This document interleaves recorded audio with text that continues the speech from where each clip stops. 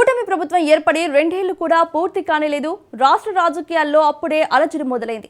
అధికారంలో మరో 25 ఏళ్ల ప్రస్థానం కొనసాగిస్తామనే విశ్వాసాన్ని అదే కూటమి పెద్దలు బహిరంగపరుస్తుండగా అధికారం ఈసారి మాదినంటూ ఫ్యాన్ పార్టీ పక్కగా చెప్పుకొస్తోంది. స్వయంగా అధినేతే రంగంలోకి దిగి స్వసైన్యాన్ని సిద్ధం చేస్తున్న తరుణంలో సొంత జిల్లాలో మాత్రం ఆ పార్టీ శ్రేణులు చాలా మంది మొద్దు నిద్రను వేయటం లేదు.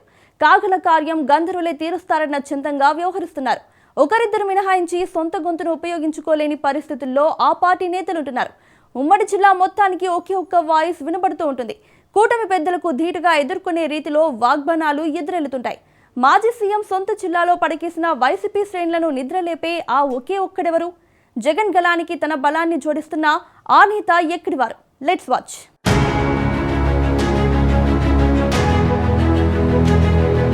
మొత్తంగా ఆంధ్రప్రదేశ్ రాజకీయాల్లో కడప పాలిటిక్స్ ఎప్పటికీ భిన్నంగానే ఉంటాయి. కారణాలు అవి ఇవి అని విశ్లేషించలేం గానీ ఇక్కడి నుంచి పుట్టుకొచ్చిన వైఎస్ మార్కు రాజకీయంతోనే అంతా హడావిడి. గ్రేట్ పాలిటిక్స్ కు కేంద్రంగా నిలిచిన కడప జిల్లాలో వైసీపీ అధికారం కోల్పోయాక స్తబ్దుగా మారిపోయింది. గడిచిన అనుభవాలు కావచ్చు, నిర్వాకాలు కావచ్చు, చాలా మంది మాజీలు కొంతకాలం పాటు మౌనంగా ఉండడం మంచిదేమోనన్న అభిప్రాయంలో ఉన్నట్టుగా తెలుస్తోంది. అడపదడప పార్టీ కార్యక్రమాలు తప్పితే పార్టీ క్యాడర్ను చైతన్యవంతం చేసే పరిస్థితులు కానరావడం లేదు. ఉమ్మడి జిల్లాలోని మొత్తం 10 స్థానాల్లో మాజీ సీఎం జగన్ తో కలుపుకుంటే 3 మాత్రమే ఎమ్మెల్యేలుగా గెలుపొందారు. మిగతా 7 చోట్ల ఓటమి ఫలితాలే ఆ పార్టీని వెంటాడాయి.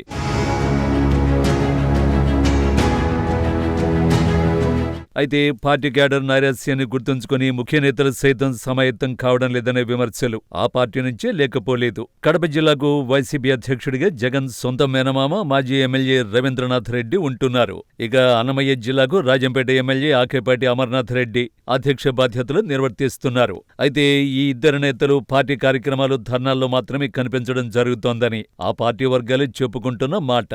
పార్టీ ఓడిపోయినప్పుడు అదే పార్టీని బలోపేతం చేసే దిశగా అడుగులు వేయడంలో నేతల తీరు మందగించిందని చెప్పుకోవచ్చు.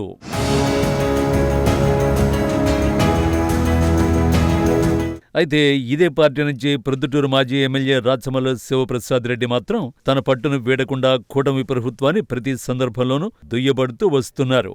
వాస్తవానికి ప్రముఖ కవి రాచమల్లు రామచంద్రారెడ్డి అలియాస్ రారా కుటుంబం నుంచి వచ్చిన రాచమల్లు వారికి తెలుగు భాషపై మంచి పట్టుంది. ఆయన ఏ ప్రసంగమైనా గంటల కొద్దీ వినసొంపుగా మాట్లాడగలరు. అలాంటి నేతకు వైసీపీ అధినేత జగన్ రాష్ట్ర అధికార ప్రతినిధి హోదాను ఇచ్చారు. దీంతో కూటమి ప్రభుత్వంపై రాచమల్లు ప్రొద్దుటూరు వేదికగా తన సవాళ్లు కొనసాగిస్తున్నారు.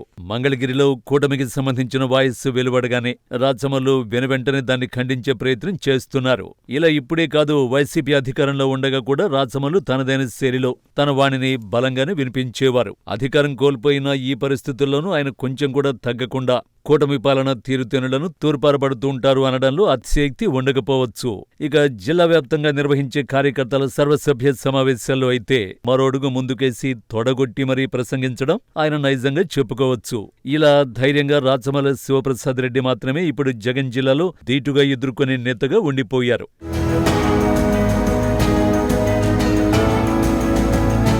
వాస్తవానికి కూటమి పార్టీ నుంచి చంద్రబాబు తర్వాత పార్టీలో మాట్లాడడానికి లోకేష్, ఇక ఉప ముఖ్యమంత్రి పవన్ కళ్యాణ్, ఇలా అక్కడ క్యాడర్ ప్రధానంగా ఉండనే ఉంది. అయితే వైసీపీలో ఆ పరిస్థితులు కనిపించవు. మాజీ సీఎం జగన్ తప్పితే అంత ఘాటుగా మాట్లాడే పరిస్థితులు ఉండకపోవచ్చు. సెకండ్ క్యాడర్ లోపం బలంగా కనిపిస్తున్న ఈ తరుణంలో సొంత జిల్లా కడపలో మాత్రం ఆ లోటును రాచమల్లు వారు తీరుస్తున్నారనుకోవచ్చు. పార్టీ కార్యక్రమాల్లో ఆయన చేసే ప్రసంగాలు అప్పటికప్పుడైనా నైరాస్యంలో ఉన్న పార్టీ క్యాడర్ను ఉత్సాహపరుస్తాయని చెప్పుకోవచ్చు. మాజీ సీఎం జగన్ సైతం ఇప్పటికే తన భవిష్యత్తు వ్యూహాన్ని ప్రకటించేశారు. అధికారంలోకి రావడానికి ఏకైక మార్గం పాదయాత్రగానే భావించిన ఆయన చివరి ఏడాదిన్నర జనంతో మమేకం కావడానికి సిద్ధమయ్యారు. ఇలాంటి సమయంలో ఆయన ఫ్యాన్ పార్టీ అధినేత జగన్ సొంత జిల్లా కడపలో మిగతా నేతలు యాక్టివ్ కావాలని సగటు కార్యకర్తలు కోరుకుంటున్న మాట.